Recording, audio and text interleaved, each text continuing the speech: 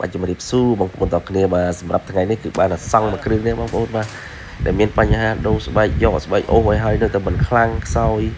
បាទអញ្ចឹងយើងមកមើលបញ្ហាទាំងអស់គ្នាបងប្អូនបាទបញ្ហាគឺម៉ូតូនេះគឺ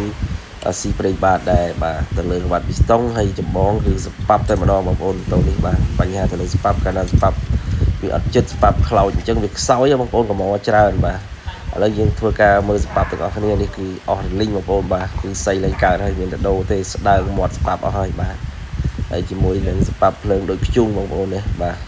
អញ្ចឹងធ្វើឲ្យកង់ខ្យងនឹងវាធ្លាក់ចុះវាខ្សោយធ្វើឲ្យម៉ាស៊ីនយើងខ្សោយបងប្អូនសម្រាប់ម៉ូតូនេះហើយឥឡូវយើងដាក់ស្ពើតស្ប៉ាប់មកគូពុតស៊ីនហើយនឹងជាមួយនឹងស្ប៉ាប់មកគូដែរបងប្អូននេះស្ប៉ាប់ថ្មីស៊ីនមកគូសម្រាប់ម៉ូតូនេះបាទហើយយើងសៃមកចិត្តបាទដាក់មកស្អាតឥឡូវមើលស្ទង់ចាស់វាគឺមានស្នាមប្រេងជុំវិញនេះបាទបញ្ជាក់ថាម៉ូតូនេះគឺមានបញ្ហាសឹកក្បាត់ស្ទង់បាទធ្វើឲ្យប្រេងវាអត់ចិត្តបាទអញ្ចឹងវាជ្រាបចូលមកខាងបន្ទប់ចំហេះនេះធ្វើឲ្យមានផ្សែងបាទហើយបាត់ប្រេងបាតនៅពេលដែលយើងជិះយូរអញ្ចឹងបាត់រីងប្រេងអញ្ចឹងណាបាទហើយយើងសៃមួយគ្រាប់ដាក់0.25បងប្អូននេះបាទសម្រាប់ម៉ូតូនេះឥឡូវយើងលោប្រវត្តិមើលជាមួយស៊ូមីទៅចិត្តល្អអត់បាទគឺតែចិត្តល្អបងប្អូនបាទឥឡូវយើងរៀបប្រវត្តិចូលវីស្តុងហើយបងប្អូននេះខាងខ្ញុំគឺរៀបក្បាត់បែបនេះណាបងប្អូនបាទមុខក្បាត់គឺដាក់ឆ្លាស់គ្នាប៉ុណ្្នឹងមកបាទជាការស្រេចហើយបាទហើយយើងមើលដំណើរការវាស្រួលអត់ដើរស្រួលអត់តាមច្អូពីស្តុងហ្នឹងបាទហើយយើងដាក់ចូលមកបងប្អូនបាទដាក់ចូលកុំភ្លេចដាក់ព្រានេះមួយទៀតបាទ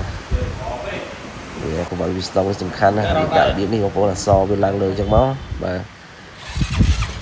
ឥឡូវយើងបញ្ឆេះមើលបូមប្រេងមុំអីឃើញថាបូមប្រេងធម្មតាចេញដំណើរការធម្មតាទេបាទអត់មានបញ្ហាទេបាទឃើញថាបូមប្រេងវាសិនធម្មតាដំណើរការស្ងាត់អញ្ចឹងយើងធ្វើការចាប់ចូលបាទ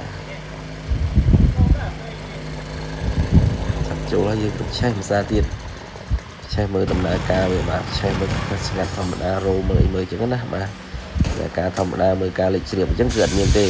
ឡូវយើងសម្អាតបាទបញ្ចប់ការងារយើងហើយបាទអញ្ចឹងយើងធ្វើការសម្អាតចាប់ចូលគាត់វិញគឺស្រេចហើយបងប្អូនបាទរួចរាល់ហើយអរគុណច្រើនបងប្អូនបាទ